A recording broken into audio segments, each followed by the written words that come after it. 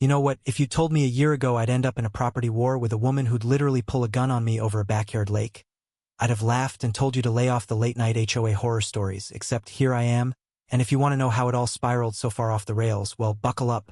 This isn't some suburban legend. This is exactly how my HOA president Victoria tried to take my lake and how I ended up buying the only road into the whole neighborhood just to show her what private property really means. Kicked off on one of those foggy March mornings. The kind where the sun's just starting to burn the mist off the water and you figure your worst problem is going to be whether you want sugar in your coffee. Except, out comes Victoria, power walking across my yard like she owns not just the grass, but the sunrise too.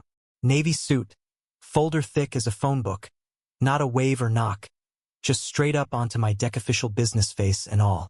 "Mr. Rivera, we need to talk about your lake." She said it like maybe I'd mistakenly left my wallet in her purse, not bought my home specifically for the peace and quiet that came with that water. She sits, doesn't wait to be asked, and starts laying out her plan charts, graphs, clippings about community amenities, even sketches for walking trails and benches. Looked like she'd spent more time designing my yard than I had. All I could do was sit there and watch the show, thinking maybe she'd get tired and go home if I just nodded enough. No such luck. The more I insisted it was private property, the more she turned on that cold, polished charm like she was trying to explain basic math to a toddler. Then, out come the weird questions. How much I paid for the place, my mortgage, what I spent on landscaping stuff that made my skin crawl. When I refused, she got this look, like I'd broken some unwritten neighborhood law. She knew the exact square footage of my lot, the fish in my lake, even the soil piece stuff you don't find on Zillow. I thought maybe she'd let it go after that.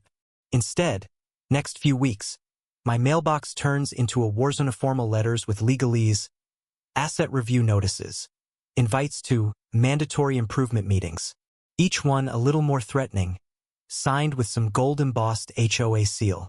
I ignored most, thinking if I played dead, she'd get bored. Then, I wake up to find a surveying crew in my backyard, snapping photos, measuring boundaries. No one asked me. The foreman hands me an order signed by Victoria, claiming the HOA needed to verify boundaries. When I called the survey company, they told me the HOA president said it was all approved. That's when I knew I wasn't just in a personality clash, I was in a chess match.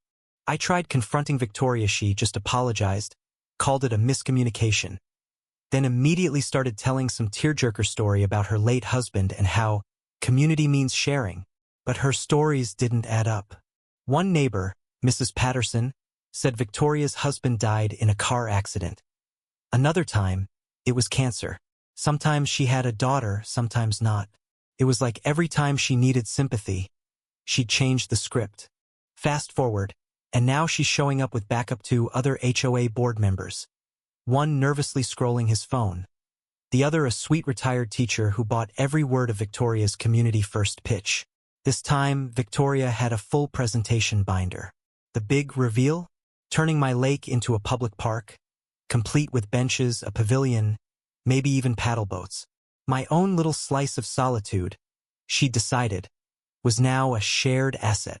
By now, I'd started to get paranoid, installed cameras, checked the locks twice, half expecting to wake up and find picnic tables bolted to my dock.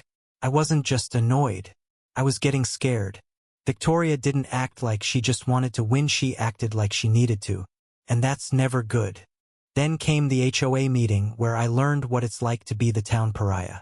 Victoria had staged it like a TED Talk, projectors, charts, handouts. She'd spent weeks buttering up the neighbors, so by the time I walked in, I was that guy standing in the way of progress. People I'd barely met stood up and called me selfish, accused me of tanking property values and ruining the neighborhood's spirit. Some even cried. It would have been funny if it wasn't my life. They took a vote non-binding, supposed line whether the HOA should explore options for community lake access. 37 for, 4 against, and 2 abstaining. I was outnumbered 10-1, and walking out, I heard people whispering that I was the problem, not Victoria. So yeah, that night, I sat by my lake, nursed a beer, and wondered if maybe I was wrong. Maybe community meant giving up a little privacy. Maybe I was just stubborn.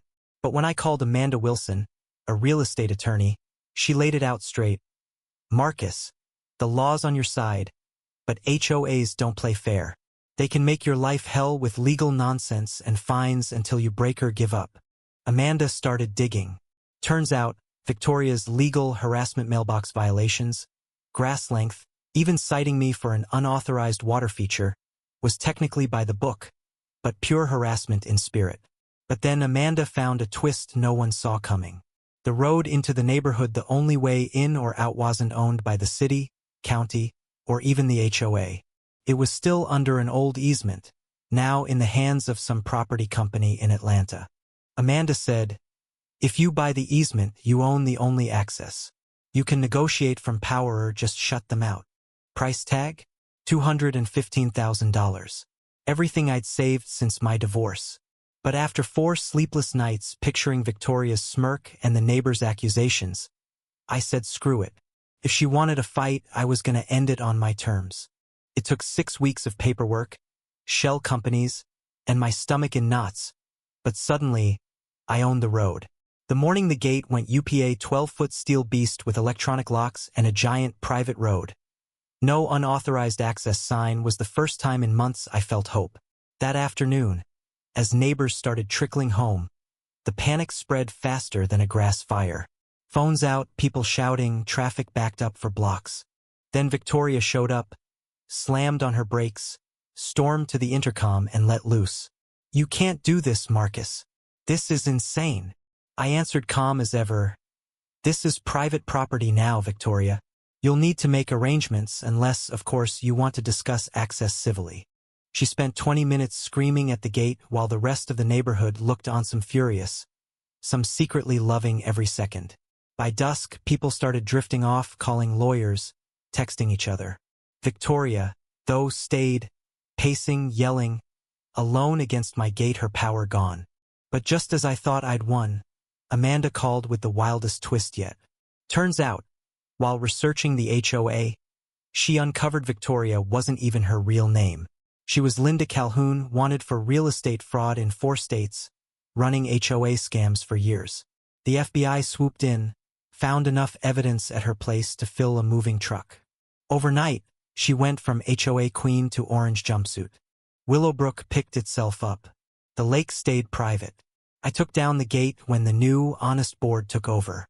Property values climbed, and I finally slept easy knowing sometimes you have to fight smart, not just hard, to keep what's yours. And yeah, sometimes the cost of peace is worth every penny. So let me ask, if your neighbor pulled a stunt like Victoria, would you stand your ground? Or just sell and run? Drop your take below. Did I go too far? Or is this what justice looks like? And if you've got your own HOA war story, well, trust me, I want to hear it.